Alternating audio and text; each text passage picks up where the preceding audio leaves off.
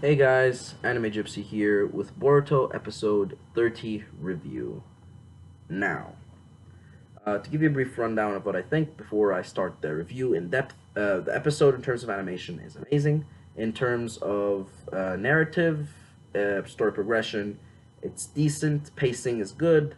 A few cons though in terms of progression and the fight, one of the fight scenes. Not the actual animation in the fight scene or the fight scene sequence, or it's more related to the fight scene sequence, the events that happen in it, basically. And that happens in a part of the Sarada Buntan scene. But I'm going to get that in depth later on when I'm talking about the separate scenes. Now, overall, there are 14 scenes. There are 14 scenes in Boruto. In this episode of Boruto, episode 30. Now, the first scene is the pre-intro scene, and that's where we get all the separations of the characters, and we understand who's going to be pitted against who, and you have Kagura and Shizuma against Boruto, you have um, Buntan versus Sarada, you have Husaku, Fuefuki, and that other girl that we never get a name for, the string girl, against Chojiro. Now, the second scene is a little cut with Sarada and Buntan. This is after the intro, and we don't get much of an understanding in that scene. But we just get to see quick fights. We don't know at this point what Buntan's power level is, but we assume at the very least that she is mid-tier Chunin, the same power level that Sarada is. And the reason that we know that Sarada is mid-tier Chunin at most is because we've seen her in a tight situation in the previous Gaiden arc, where she, you know, you just have to watch it and you'll see yourself. Now, the third scene is Chojuro fighting. Uh, Chojuro fighting the five guys, and he's tied up, and that hammer guy misses. Basically, Chojuro dodges, and you get the sense that you already knew, which is Chojuro is holding back because we know Akage is extremely powerful, no matter what Kage you're talking about. And even though we haven't seen Shojuro use any sort of ninjutsu that has nothing to do with swords, we know his affinity is kenjutsu and not ninjutsu, and we don't know how he fights without one of the famed blades. He just has a regular blade, so that leaves some fans in suspense, like, oh, what's gonna happen? But we overall know he's gonna be okay due to events later on. Plus, he's Chojuro, you know, he's a Kage, and we know that his skills are renowned, and we know that he's, you know, a Kage. Again, we we then get another scene which with Kagura and Buntan, and this one is more established. We get an understanding of Buntan's ability, and this is when we realize that Buntan's ability is high tier Chunin, low tier Jonin.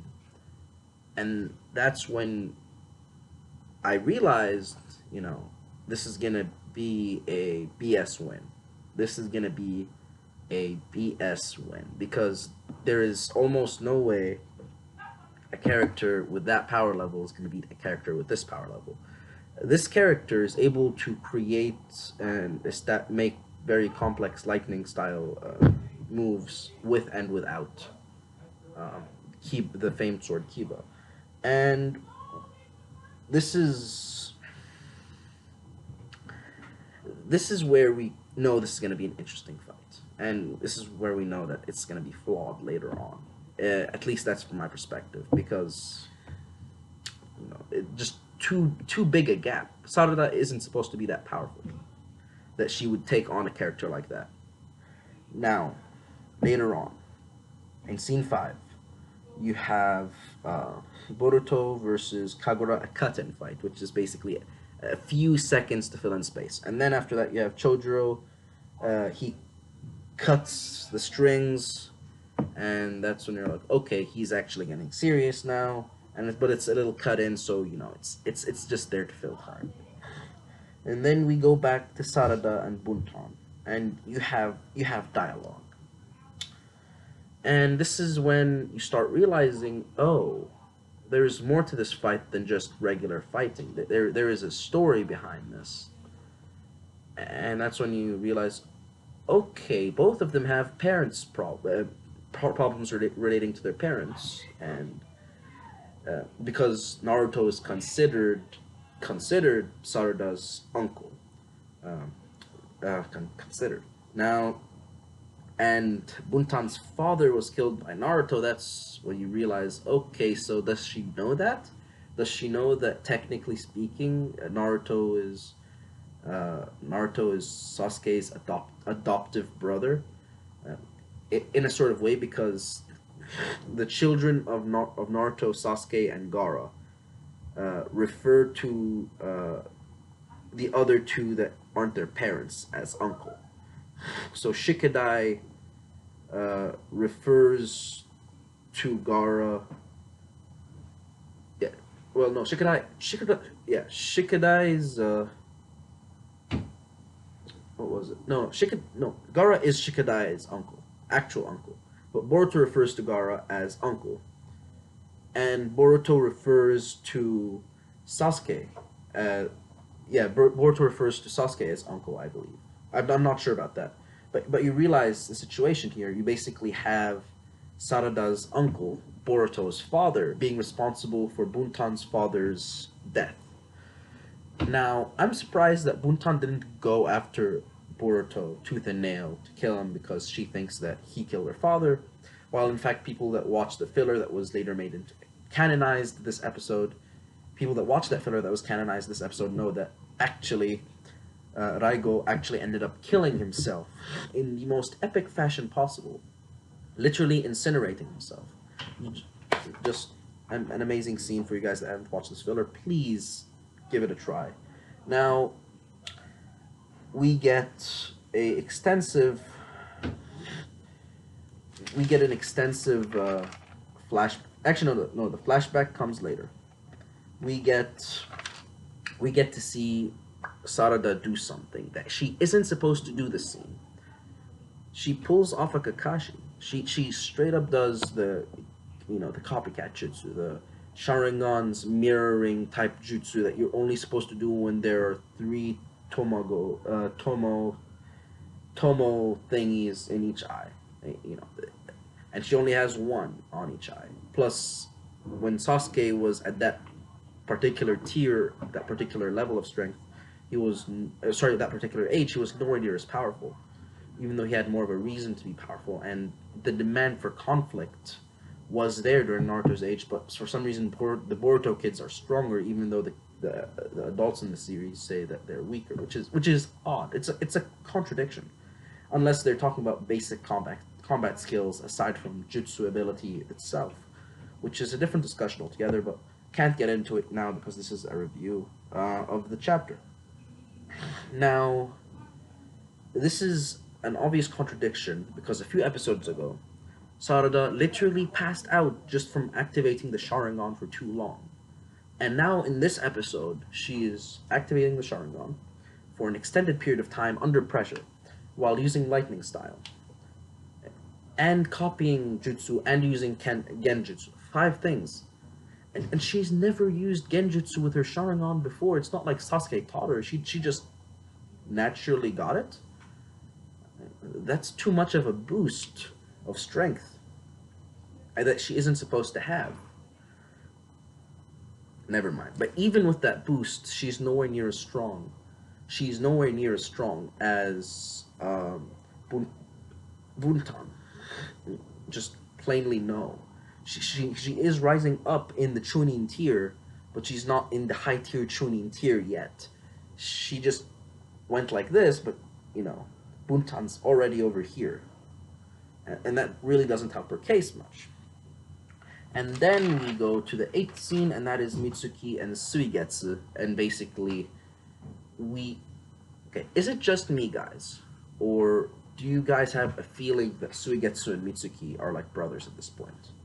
It's odd. It's almost like Suigetsu is kind of like I wouldn't say fatherly figure because that's Orochimaru, but kind of like an uncle or brother to Mitsuki, where you could really see him caring about him and acting as some sort of mentor of sorts, an odd mentor. Uh, so tell me what you think about that. And I'm not sure if this is going to be important, but you basically see Shikadai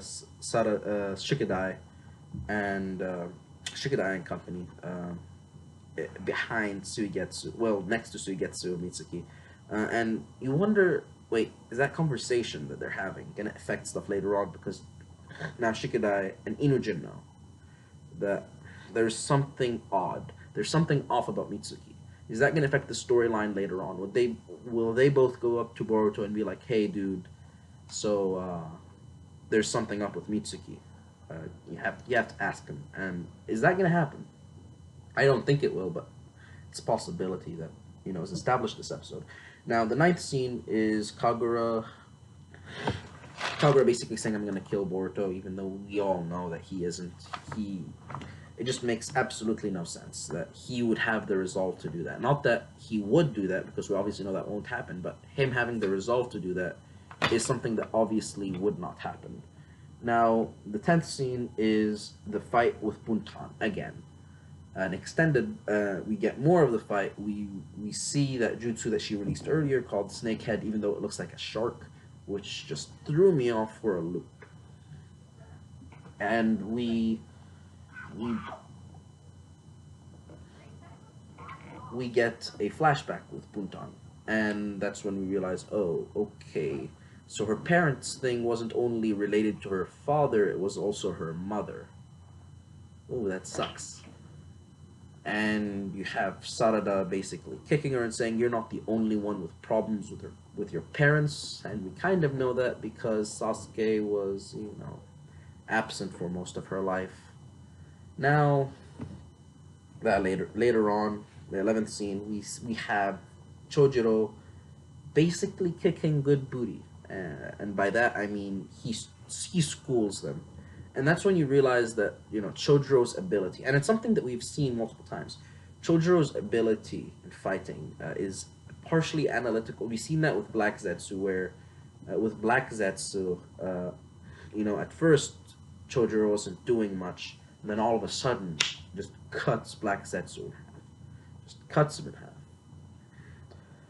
So the analytical part of Chojiro's fighting style is reaffirmed, and his position as Mizukage is, driven. It's basically reinforced. It's reinforced upon us that, hey, this is the Mizukage. He is no joke. He is tiers above the rest, by far. Chojiro at this point is the strongest person in the area, and I am including Suigetsu and Mitsuki. And I actually think Suigetsu is stronger than Mitsuki, but I'm not going to get into that. That's a later video. Okay. So after that... Oh, and that was a very amazing fight scene, in my perspective. I think that fight scene was better than the Sarada-Buntan fight altogether. Because he had a stub of a sword, and the others had legendary swords, and he schooled them. I mean, you guys... That scene where he was stabbed through the shoulder... and he just keeps running anyway. That was an epic scene. Now, the next scene is also another fight, but that one was just nobody saw this coming. Iwabe comes out of nowhere and fights Ichirota. I believe his name is Ichirota. Yeah, and he's the guy with the explosion blade. Now, this fight lasts a few seconds. It's a clash. We end up finding out that Iwabe's staff hammer is actually a sword, and the way he does it is that the bottom compartment loosens, and he could actually pull a sword out of it, and that's interesting. It's like small things like that that make a series very good. It makes series just a great series into an amazing series. When you have a little stuff like this, a lot of unexpected surprises in each episode. Now, this scene ends on the note of Ichirota basically blowing himself up. Straight up suicide bomber, just is is pulling a Datara, and, and it's an interesting scene. Now, scene number 13 is this is the conclusion to the Buntan Sarada fight, and it's a justified way to win, but still, I am angry because Sarada isn't supposed to be this strong. You are messing around with stuff that you narratively established, and that's not good. But at least the conclusion made sense, and the conclusion was that Sarada actually put her under a genjutsu, and she was using her surroundings. She realized that she's in a place that had volcanic activity, so the air was full of hydrogen, and so detonating a bomb in the area would basically cause a massive explosion that would take out Buntan, and that's the conclusion of the fight. And that makes sense because she was able. That's a good way to take out a stronger character. That's a good way for a weak character to, just deal with a stronger character. And the 14th scene is Kagura basically talking to Boruto, and it's not that important because, it's nothing new. It really isn't. Now, if you liked the video, please leave a like. If you didn't, please comment why down below. And until next time, this is Anime Gypsy, and I'll see you guys later. Bye-bye.